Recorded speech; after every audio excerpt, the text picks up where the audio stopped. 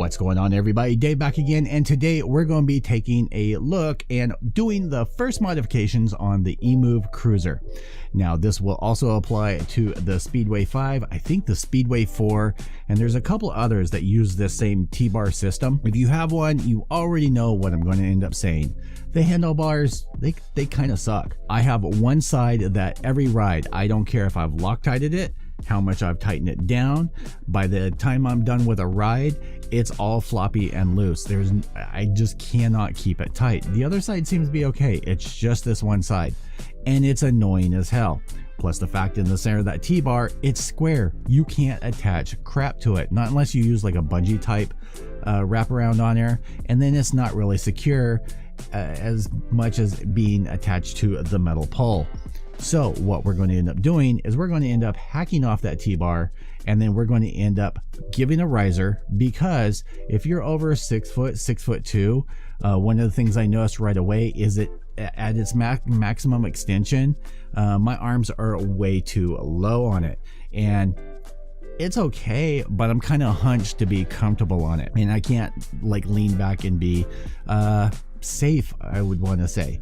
So what this is going to do is it's going to raise up those bars about 8 inches or so, and then it's going to also change out the handlebar system so that it's more sturdy and I can attach more things to it. So let me jump down the table, show you what parts and tools that I'm going to end up using for this, and then we'll end up filming.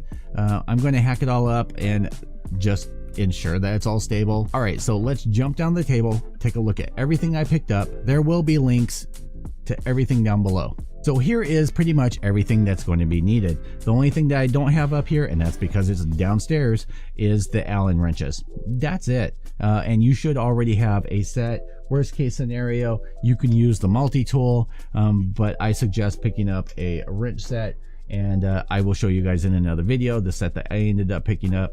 Because as usual, you guys know I'm kind of a whore, and there are Amazon affiliate links down below. Now, one of the things I have to say first off before I get into this is I did a lot of searching around. If I can find the people that help me with the information on their modifications, I will do so. Some of this was from the Emove Cruisers group, and some of this was from another group.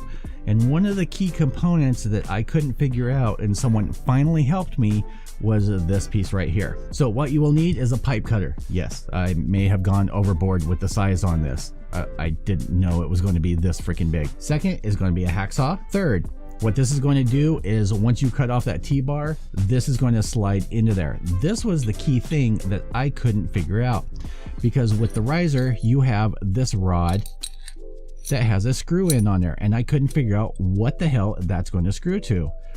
I know that on regular bicycles and stuff, you can attach, like if you put on a riser, you can attach this to the original stem, but this is just going to have an open hole for the pipe, so I couldn't figure that out. So thank you. If I can find out who the user was that gave me the information on this, I will definitely leave your name down below. So what this is an expander. So once you cut the pipe, this is going to slide in there. And then once you end up getting that in there, it's going to sit on the pipe, and then this is going to sit on top of that. Then the screw is going to go into here.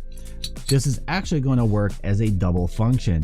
It's going to double secure down your stem, your handlebar to this, besides relying on this section right here. Speaking of, you will need a shim. I will put a link down below to the exact shim that is needed. So your first thing is going to be that. Second part is going to be the shim. If you want, you can put like one single wrap of electrical tape around the pipe just to hold this in place while you're getting everything situated, but it should be fine. And then you're going to slide this on the pipe. These are all spacers. So say for some instance that your stem here is going to be lower. Since we're going for maximum height, we're going to leave on all the spacers. This will go onto there. This will go onto there and screw down to this. So this will get tightened down here. This will get tightened down and you'll be double secure. You'll tighten down this one. Your handlebars are going to be attached to here. Now, if you want them closer to you, you would end up mounting it like this, If you want a little more distance, you can flip it around like that. There are other ones that either have another riser for you to attach your handlebars to, or you can have it straight like this, or there's some that are straight out like that. You're going to have to kind of play around with that, but I will at least post links down below to the exact size that you're going to need to match this to this. Next up is going to be the new handlebar. Now this I ended up picking up from Rev Rides. They had it in stock, and this is the XTASY handlebar set. And I actually ended up seeing this on someone else's, and I really liked the mechanism on here. It is super secure. So this part is going to end up attaching to this part, and you do have, in case you need them, you do have spacer shims, which will lock into here, but I don't think we're going to need it on this. So how this ends up working, it ends up folding open. You fold open your handlebars, you fold it over, latch it, and then on this you just push down, and see if I can do this without, there is a lot of compression on there, but it locks in. This is secure. This is not going to go anywhere. Depending on how you end up doing this, this is going to give you another about 2 inches of rise out of your handlebars, or you can pivot it forward or back, however it ends up working. But you're going to have all of this space to be able to attach things. Now, most of the XTASY bars, there's 2 different styles. There's this style, and then there's another one with a screw thing in the center. I actually prefer this one because it's double redundant. To undo it, you push that down, you push this up, and then there's the latch up front. So just to do like that. Nice heavy duty piping. This is going to work out great. So without further ado, let's go downstairs and start hacking this thing up. All right, so the first thing that we're going to end up having to do is take all of the stuff off of the handlebars. I did end up already switching out these hand grips because the stock ones were kind of crappy, and I wanted some that ended up locking down. So I'm just going to end up knocking everything off and going from there. Now, I did end up mentioning that I will talk about the tools I ended up using. I ended up picking up a set of Craftsman Allen wrenches. I like these a lot. I haven't had any issues with bending, stripping, anything like that. Come in really handy. So yeah, and one of the first things that you're going to have to do is snip some of these zip ties. Now some of these I have added on after for holding like the phone cable, but some of these already came stock, and we're going to want to snip pretty much all of them. There's no real reason to get into this part of the wiring, and you can unplug each of these if you choose to. So I think for what I'm doing, I don't need to, because I'm not swapping out the controller or any of this stuff. So we're just going to leave those plugged in and let them dangle. And just real quick, before I tear this off, so the way that this handle ends up working is like this. And I literally went on a 5-mile ride before shooting this. It was nice and tight. In fact, I kind of had to pop it up to get this to lock in. And no, it's already loose. These are Velo grips. So I would suggest when you end up getting these, to make it easier, I will put links down below, but one of the things I would suggest is this screw section that's right here. It's actually reversed when you end up buying it. I would just completely unscrew that, kind of pry it apart, flip it over. It's going to make it much easier to do adjustments without having to move your brake levers every time that you want to do a little adjustment. Now, one of the things, I don't know if you can end up seeing it, but when I ended up getting this and I pulled off the original handles, which are right here, this side of this bar was just scratched and just dented to hell. So it's been rough getting handles on and off of there.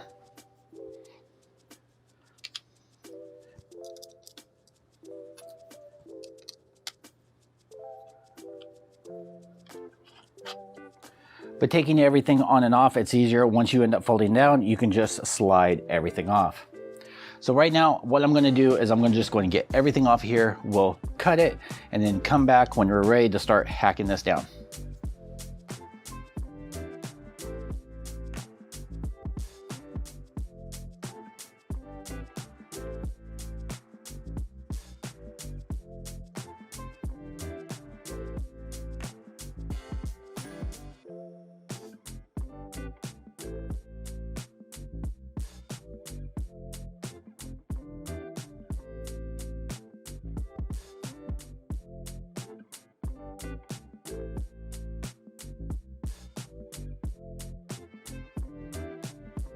All right, so one of the things I ended up finding once I ended up getting this hacked off is, I don't know if you guys can see clearly, but this tubing is thick as hell. So what we're gonna do, we're gonna slide that rod through there. We're gonna slide with all the spacers in through like that. And then what we're gonna do is we're gonna thread on that pin. Next up, we need to put the shim into place, which actually fits perfect. I was wondering if that was going to or not, but it fits perfect. Then we're gonna slide this right over everything. Actually fits on there perfect, no issues with that. And actually what I'm gonna do while I have this like this, I'm going to tighten this down. So this doesn't actually lock this into place. It just secures it to the stem. So there we go with that.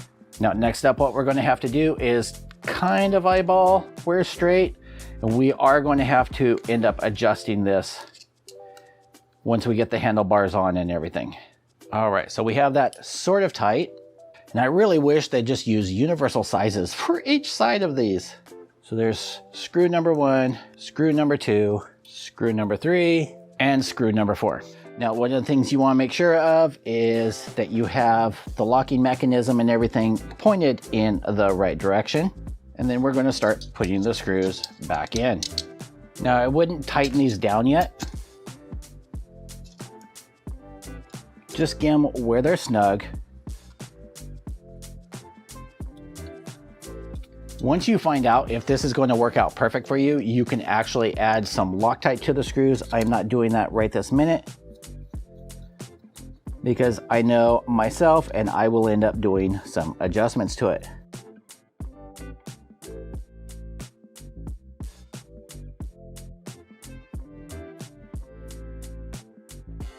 So what I'm going to do right now, I'm going to get this all secured, and then we will start putting things back on the handlebars.